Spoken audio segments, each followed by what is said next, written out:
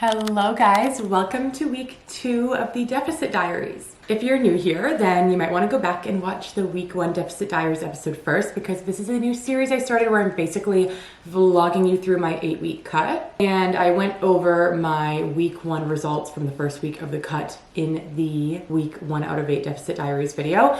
But if you don't want to watch that and you just want to start here, that's cool too. I'm just going to kind of be sharing bits and pieces of my week, mindset stuff, nutrition chats, workout chats, all the fun stuff. And then at the end of each video, my plan is to run you guys through how the results from that week went. So it is actually already Wednesday today. So let me just update you on what happened on Monday and Tuesday, because I didn't do any vlogging on Monday and Tuesday. So basically I got 2 out of my 4 weightlifting workouts for the week already completed. I did one of my upper body workouts and one of my lower body workouts. And Wednesdays are usually the day where I have a rest day from lifting and I go to the gym and I do my cardio and my core. But last night I sporadically ended up signing up for a deep stretch yoga class. I love deep stretch hot yoga, by the way. It is just the best mental and physical recovery for my body and my mind. So anyways, I ended up signing up for a deep stretch yoga class last night, Tuesday night at 8 p.m. And I did my leg day in the morning. So at this point, it was like 5 p.m. last night and I was like, I feel pretty good. I'm done work for the day. I have energy. Should I just go to the gym now before the yoga class and get my core and cardio done so that I don't have to go to the gym on Wednesday? And then I decided, yes, I'm gonna go for that. Not that I don't love going to the gym, I do, but it's definitely nice to have some days where you just completely don't even go there and then you have a little bit of extra time to just focus on other things in life. So I ended up doing my leg workout yesterday morning, Tuesday, and then I went back to the gym at like 6 p.m. because the gym is pretty close to the yoga place. And I did my 10-minute core circuit and I did 35 minutes of list cardio. So now it is Wednesday and I have no scheduled workouts for the day because I already got the core and cardio done last night. So I am gonna be doing just a bunch of daily steps. I might even try to go like a little bit above and beyond with my daily steps today since I'm not going to the gym. I'm gonna get most of my steps done on the walking pad while I do some work, but I might also just go outside later to get some fresh air and get more steps in that way too. Anyways, I'm gonna start the morning off with a coffee. So we do have an espresso machine, so I'm gonna go make that now.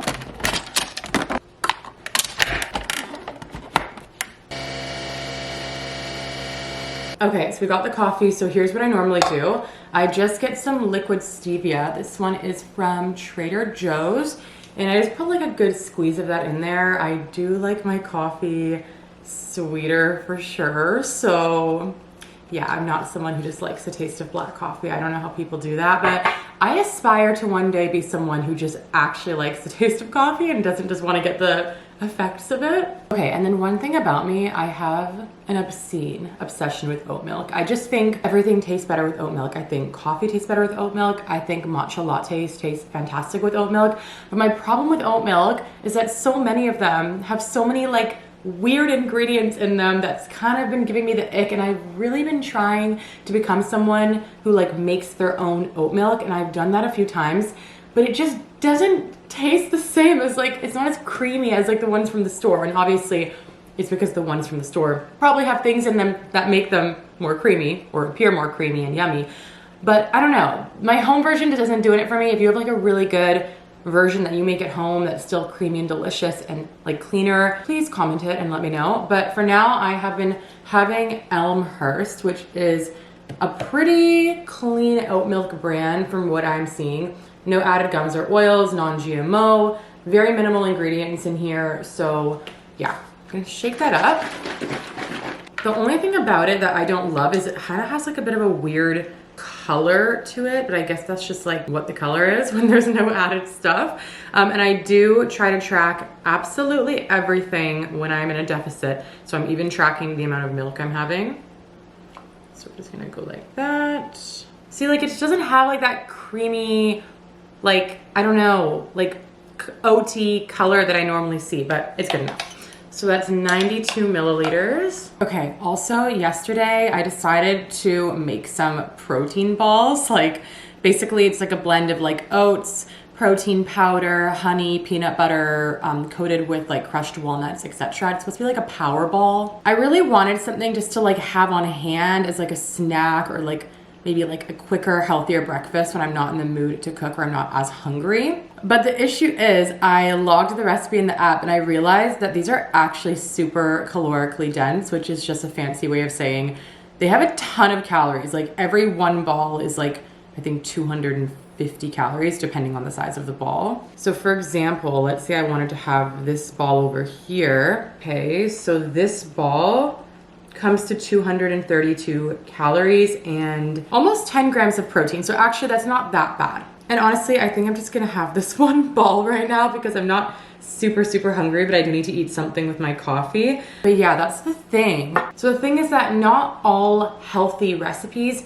are best suited for a calorie deficit. This is something that people kind of have a hard time understanding. They think if I wanna lose weight, I just have to eat healthy food and I'll lose weight, right? Yes and no. At the end of the day, to lose body fat, we need to be consuming less calories than we are burning in a day. That's literally the definition of a calorie deficit. Now, if you're eating healthier, more nutritious foods, it is just automatically gonna be easier for you to accomplish that calorie deficit because majority of healthier, more nutritious foods, think like fruits, vegetables, lean protein sources, etc., just tend to be more on the calorie friendly side anyways. But with that said, there still are tons of healthy foods, and they really are healthy, like things like nuts, avocados, peanut butter, all these things are healthy, but they contain a lot of calories. So can you still eat them in a deficit? Yes, but you need to eat them in pretty sparing portion sizes in order for them to not like skyrocket half your calories for the day away from you. So there's my little protein ball, kind of depressing, but hopefully it tastes good. Actually, I haven't tried it yet because I ran out of calories last night. So I made them last night. So let me try it with you guys. Honestly, it's not bad at all. It's very like dense. Like, look at that. Like there's just so much in here. Anyways, let's go get to work. Okay, so I just got on my walking pad, but something that drives me crazy about the walking pad is that I primarily track my daily steps on my Apple Watch. And when I'm on the walking pad, obviously because my hands are like over here and I'm typing, and I guess because my arms aren't swinging, the watch doesn't track my steps accurately at all. So something I started doing is I literally just take my watch off when I'm on the walking pad and I calculate the steps based on what the walking pad tells me, because my walking pad does give me like a step count total throughout and at the end. And then I'll just make sure to like take a picture of what the step count is that I got on my walking pad, and then I'll wear my watch throughout the whole rest of the day. And then at the end of the day, I add my watch steps to my walking pad steps to get like my daily step total. It kind of sounds more complicated than it actually is, but it's really easy. So yeah, and then I'm doing a whole bunch of work today. I have a new project that I'm gonna be filming actually this weekend. I could get into that, and maybe I will get into that a little bit, but long story short, YouTube heard it first. I am actually filming a course.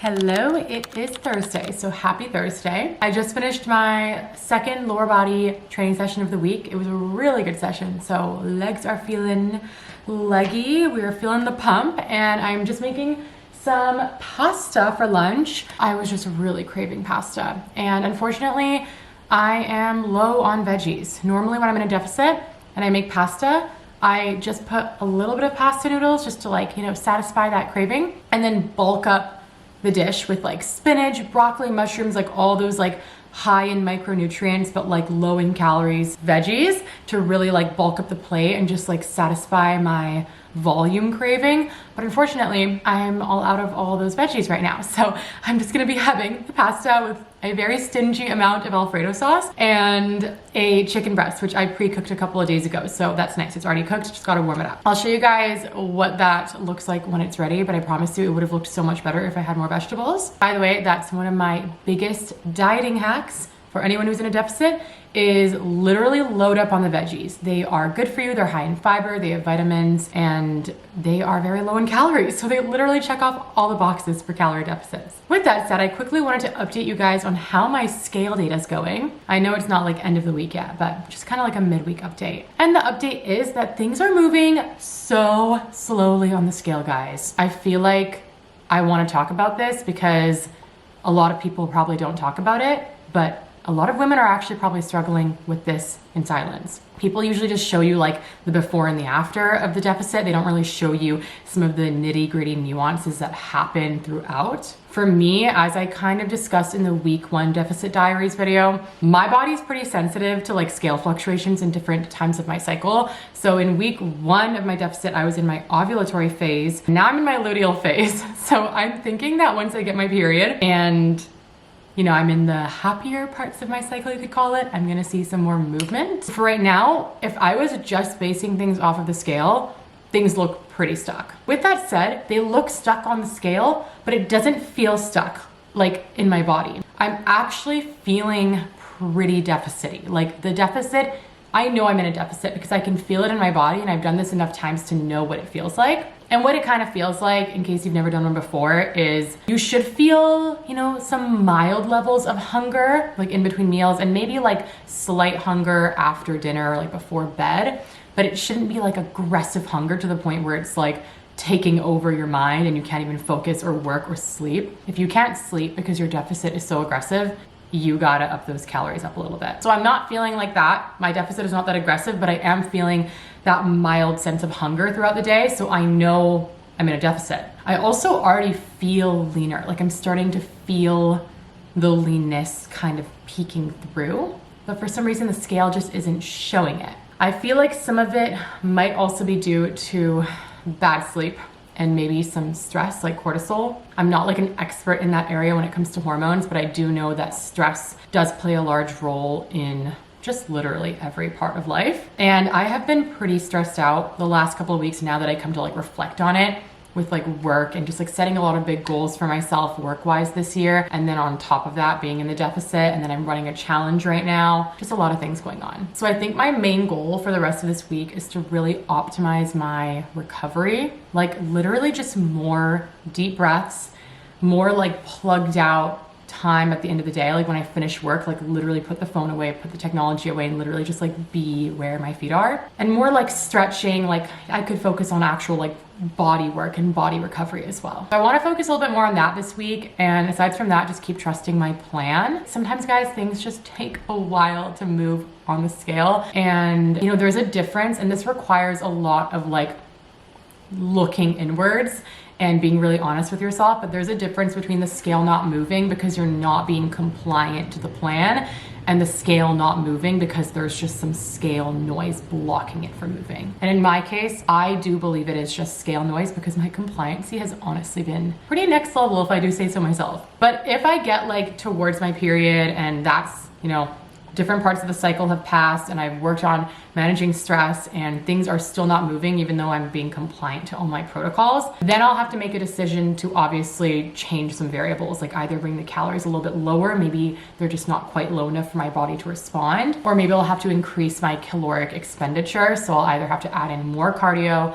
or a higher step goal. I will update you guys on that if and when the time comes, but for right now, trusting the process. Okay, so here is how my pasta turned out. This is just chicken breast, rigatoni noodles, and then some Rayo's Alfredo sauce. Like I said, I would have loved to have some veggies in here for more volume, but I'm all out. But this, guys, came to about 58 grams of protein, which is great, but it's 616 calories. And for like a pretty small serving. So like, is this the wisest use of my calories? Maybe not, but I just really wanted pasta. So sometimes you just gotta pick and choose your battles. Also, just an update on the Elmhurst oat milk. Personally, just not for me. I didn't love the consistency and I just didn't love the color that it was making my coffee. So this time I just put regular, this is like grass-fed, just regular like 2% milk in my coffee, and it's just feeding my soul in a better way. I don't know if anyone else is like me and gets extremely happy when the color of their coffee is like this kind of creamy color, but I definitely get happier when my coffee is. Hello, I just got to the gym. It is Friday and I'm gonna go do my last workout of the week, which is an upper body session, and then I'm gonna also do some cardio after. I normally try to do my cardio like at least 3 hours apart from my weightlifting, just so my body doesn't get like too tired doing them back to back. But I have a lot of energy today and I kind of just wanna get it done. So I brought myself a G2G protein bar that I can just nibble on right after my workout, drink some water, refuel up, and then go straight to the cardio. So I'm gonna take you along and show you a few snippets of what I'm doing.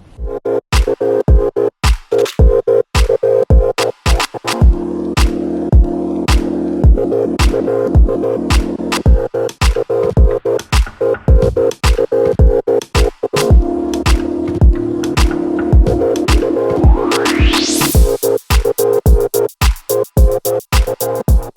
I'm just getting ready to go and film a project that I am starting, and I will actually tell you a little bit more about that as I get ready. Also, I just realized in all these vlog videos so far, I literally have been wearing zero makeup. And honestly, that's because I actually don't really wear much or any makeup on weekdays. I usually just like do my morning skincare and like put a serum or moisturizer on. Sometimes if I'm filming content in the gym, I'll mix like my SPF with some dewdrops and put on a little bit of like bronzer and some like lip liner, but that's about as far as it goes for me on weekdays. But I am gonna get a little bit more semi dolled up, not really, like kind of semi, because I am going to be filming a actual project today. On that note, I am actually gonna be launching 2 new things this year. One of them is coming in March 2025, and that is gonna be a women's weightlifting membership. I will spill more details on this as the weeks go on, but essentially, think like challenge vibes, but like a challenge that essentially never ends.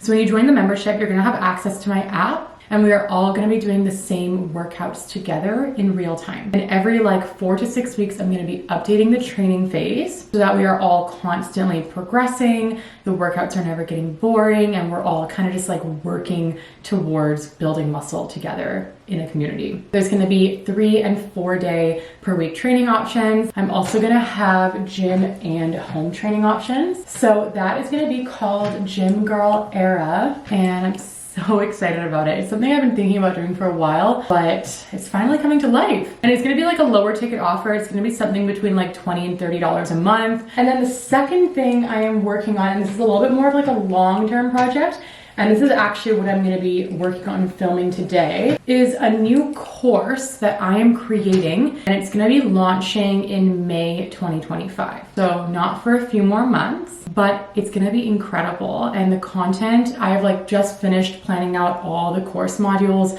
and all the content for the different videos within the modules, and it's gonna be so insanely detailed. So it's gonna be called Form Foundations. Essentially, Form Foundations is gonna be a course designed to teach you how to use all the equipment in a standard gym, as well as how to do all the essential like gym lifts with really good form and execution. Good form is literally the foundation of everything else you do in the gym. If you don't have good form and you don't know how to use the machines properly, you're not only gonna struggle to see good results from the gym, like struggle to build muscle, but you're also probably gonna put yourself at a higher risk of injury over time. The Form Foundations course was inspired by my Hey Girl series. If you haven't seen my Hey Girl series, it's basically where there's 2 versions of me, and one version is kind of going up to the other, noticing that her form is looking a little bit off, and then just like helping her correct it with like really good step-by-step cueing. So that's where the inspiration came from. I'm just so insanely passionate about helping women to nail their form, nail their lifts, because that's one of the reasons why so many women have gym anxiety, is because they just like feel like they don't know what they're doing. They feel embarrassed to use the machines. They feel like they're gonna set it up wrong. They don't feel it in the right muscles. Like, my mission is to help as many women as possible to overcome gym anxiety and take up space in the gym with confidence and start building towards their dream body. So it's gonna be perfect for like gym newbies, or even for personal trainers who want to literally take their coaching business to the next level by being excellent at cueing and just having a really good understanding of how to coach all of the foundational lifts. Oh my gosh, also, I forgot to mention that, guys, I finally started seeing some validating movement on the scale the last couple of days. I'm really excited to do my like weekly scale summary, because I am finally seeing the movement that I wanted to see. And I knew that I just had to trust the process. So more updates to come on that too. Okay, hair is done, but I am gonna be tying it in a slick bun, but I haven't straightened it in so long, and I realize I definitely need a little bit of a trim. But okay, now let's go do some makeup. Okay, so zero makeup on right now. I washed my face this morning. I put a serum on, that's about it.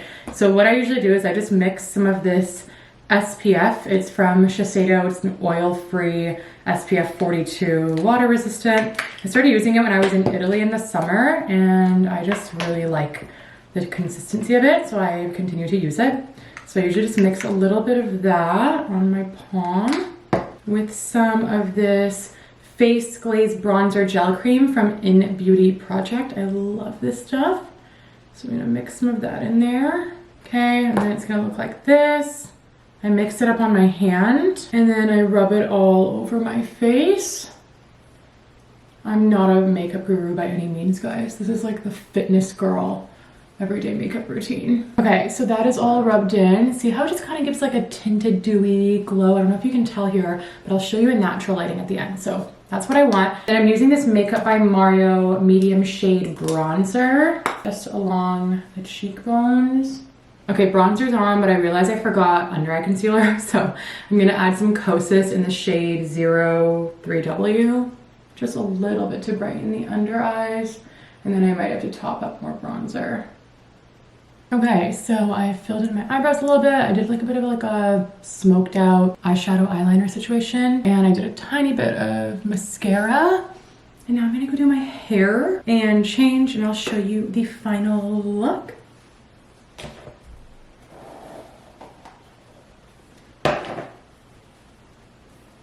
Okay, this is the absolute final makeup look. I did add a little bit of a Rare Beauty blush as well.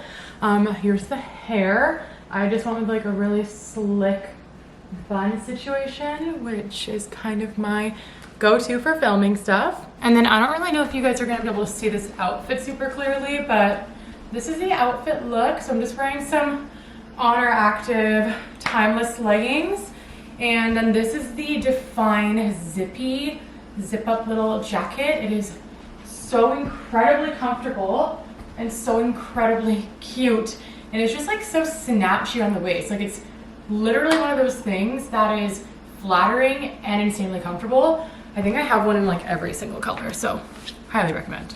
Hello guys, happy Sunday. So just an update on last night's first filming session for my Form Foundations course. It went really well. I filmed for 5 hours and I got 11 lectures filmed. I was super tired at the end and I still have many more lectures to film and lots of editing ahead of me. But the fact that the project has officially started is just so exciting for me. I also had a really nice sleep in this morning, and then I did a really good Sunday reset, like vacuuming, laundry, cleaned up, planned out my meals for next week, and then went for like a really long, nice outdoor walk. It was like a beautiful, crisp blue sky winter day. So feeling really good heading into week 3. On that note, I am here to tell you guys about the official end of week 2 scale data results. So just a quick reflection before I go into the scale data. This week went really well. I would say it went slightly better than week 1, just because my compliancy was a little bit higher because I did not have any social events this week. I did go to my dad's house for dinner one night, but he does have a scale and I actually did weigh out my food even at his house. Might not have been quite as accurate because it was his cooking and he probably used a little bit more oil than I was cooking it. But overall, that was like the only day this week that I ate outside of the house and like couldn't control the cooking myself. Movement was really good this week. So similarly to last week, I got all my workouts in, I got all the cardio in. I even went to like a deep stretch yoga class, as I was telling you guys earlier. And just like scale aside, I am feeling a lot leaner already. I know it's only been 2 weeks, but like the deficit is for sure deficiting. The deficit also felt like it was deficiting last week too, even in week 1. But unlike last week where the scale wasn't validating me, this week the scale has validated that the deficit is deficiting. So my end of week 2 scale average is 147.23, which means I'm actually over 1 pound down compared to the week 1 deficit scale average, which was 148.43.